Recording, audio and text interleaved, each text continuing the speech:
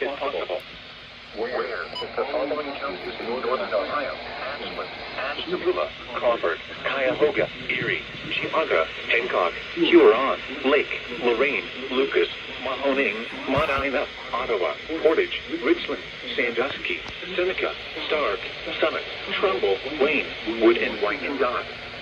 The following counties in northwest Pennsylvania: Crawford and Erie. When?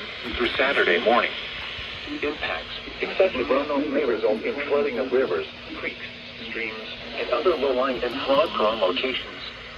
Additional details. Multiple rounds of rain showers and thunderstorms with torrential rainfall are expected this afternoon through the pre-dawn hours of Saturday morning. Rainfall rates may reach or exceed 1 inch per hour at times. You should monitor later forecasts and be alert for possible flood warnings. Those living in areas prone to flooding should be prepared to take action should flooding develop.